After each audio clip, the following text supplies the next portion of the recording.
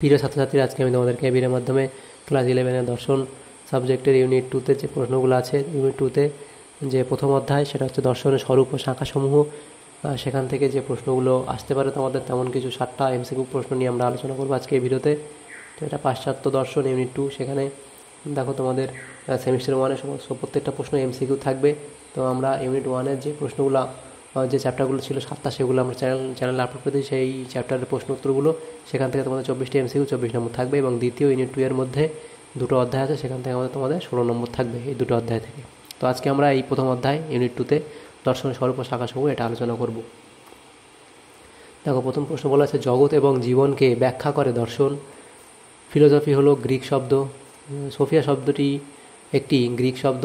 Sophia শব্দের অর্থ হলো জ্ঞান। দর্শন কথাটির অর্থ হলো জ্ঞান, অনুরাগ। ভারতীয় দর্শনে দর্শন শব্দটির অর্থ হলো উপলব্ধি। স্বনির্ভর সত্তার অনুসন্ধানই দর্শন কথাটি বলেছেন অ্যারিস্টটল। দর্শন হলো ব্যাপকতার বিজ্ঞান, কে বলেছেন? এটা হলো স্পেন্সার। দর্শন হলো বস্তুর স্বরূপের জ্ঞান, কে বলেছেন? এটা হলো প্লেটো। দর্শন হলো জ্ঞান সম্পর্কিত বিজ্ঞান ও তার সমালোচনা, এটি কে বলেছেন? সেটা হলো কান্ট। তো তোমরা এই যে পিডিএফ তোমরা নিতে পারো এখান থেকে। তো যদি তোমরা পিডিএফ নিতে চাও, অবশ্যই এই যে হোয়াটসঅ্যাপ নম্বর দেওয়া আছে, এখানে তোমরা যোগাযোগ করবে, তাহলে তোমাদের এই যে পিডিএফগুলো তোমরা নিতে পারবে সেখান থেকে। দেখো, 11 নম্বর প্রশ্ন বলা আছে, দর্শন হলো জ্ঞান সম্পর্কীয় বিজ্ঞান, কে বলেছেন? এটা হলো ফিক্টে। দর্শন হলো ভাষার সমালোচনা, কার উক্তি? এটা এয়ার। দর্শন চিন্তার উৎপত্তি হয়েছে জীবন বোধ থেকে। দার্শনিক চিন্তার উৎস হলো অনন্ত জিজ্ঞাসা ও অনন্ত বিস্ময় থেকে। দর্শনের দৃষ্টিভঙ্গি হলো সমন্বয়ী। দর্শনের প্রক্রিয়াটি হলো সংশ্লেষক। দার্শনিক জ্ঞানের পদ্ধতিটি হলো বিচারমূলক। দর্শনকে কি শাস্ত্র বলা হয়? সর্বব্যাপক শাস্ত্র বলা হয়। দর্শনের বিষয়বস্তু হলো অনির্দিষ্ট। দর্শনের কাজ হলো যৌক্তিক চিন্তা ও বিচার করা। আধুনিক পাশ্চাত্য দর্শনের জনক হলেন দেকার্ত। বিশ্বজগতের আদি উপাদান কি? জল। কোন দেশকে পাশ্চাত্য দর্শনের আদি জননী বলা হয়? এটা হলো গ্রিসকে। দর্শন শাস্ত্রের আদি পুরুষকে? থেলস। দর্শন ও বিজ্ঞান উভয়ের লক্ষ্য হলো সত্য অনুসন্ধান। দর্শন ও বিজ্ঞানের পার্থক্য হলো মাত্রাগত। দর্শনের মূল ভিত্তি ভূমি হলো বিজ্ঞান। ব্যাপক অর্থে জ্ঞান বিদ্যা আলোচনা করে জ্ঞানের বস্তুগত ও আকারগত উভয় প্রকার নিয়ে। জ্ঞান বিদ্যার আলোচ্য বিষয় হলো জ্ঞান সংক্রান্ত বিষয়। পরম সত্যকে বলে তত্ত্ব।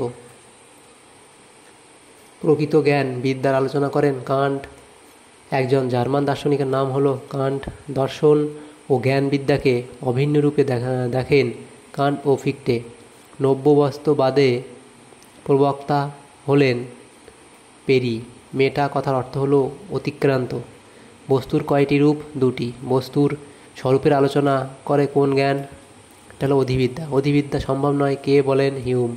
অধিবিদ্যা বিরোধী দার্শনিক হলেন হিউম। চিন্তার আদর্শ হিসেবে সত্যের স্বরূপ আলোচনা করে যুক্তিবিদ্যা। নেক্সট প্রশ্ন দেখো, 41 নম্বর প্রশ্ন, চিন্তার মূল সূত্রগুলি আলোচনা করে দর্শনের যে শাখা, সেটা হলো যুক্তিবিদ্যা। অনুভূতির আদর্শ হলো সৌন্দর্য। যুক্তিবিজ্ঞানের আদর্শ হলো সত্যতা। চিন্তা সম্বন্ধীয় বিজ্ঞান বলতে বোঝায় যুক্তিবিদ্যা। অনুমানের সাহায্যে যে জ্ঞান পাই তা হলো পরোক্ষ জ্ঞান। যুক্তিবিদ্যার আলোচ্য বিষয় হলো অনুমান।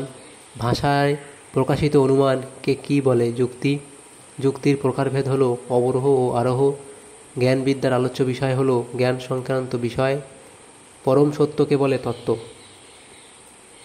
নেক্সট প্রশ্ন, 51 দাগের, আধুনিক পাশ্চাত্য দর্শনের জনক হলেন দেকার্ত। বিশ্বজগতের আদি উপাদান কি? জল। বর্ণনামূলক আলোচনা কিসের আলোচনা? রাষ্ট্রবিজ্ঞানের। কে রাষ্ট্র দর্শন সম্পর্কিত আধুনিক আলোচনার প্রবক্তা? ম্যাকিয়াভেলি। ধর্মদর্শন কার শাখা হিসেবে বিবেচিত? দর্শনের। প্রিমিটিভ কালচার গ্রন্থটি কার লেখা? Edward Burnett টাইলরের।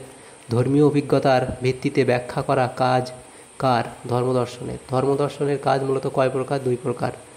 সমাজবিজ্ঞানের আদর্শ কোনটি? সমাজ কল্যাণ। রাষ্ট্র দর্শনের প্রধান আলোচ্য বিষয় রাষ্ট্র। তাহলে আমরা আজকে ইউনিট 2-তে যে প্রথম অধ্যায় ছিল সেটা আলোচনা করলাম। আমরা প্রথম অধ্যায় এমসিকিউ টাইপ প্রশ্নগুলো 7টা এমসিকিউ টাইপ প্রশ্ন আলোচনা করলাম আজকে এই ভিডিওর মাধ্যমে। তো যদি তোমাদের সাধারণত উপকারের সাথে ভিডিওটা অবশ্যই লাইক করবে। আর যদি তোমরা এই প্রত্যেকটা পিডিএফ তোমরা নিতে চাও, তো অবশ্যই যে হোয়াটসঅ্যাপ নম্বর দেওয়া ছিল ভিডিওর মধ্যে, তোমাদের দেখো একটা দেওয়া আছে হোয়াটসঅ্যাপ নম্বর, সেখানে তোমরা কন্ট্যাক্ট করবে। তাহলে তোমরা এই পিডিএফগুলো সেখান থেকে নিতে পারবে। Thank you, thanks for watching.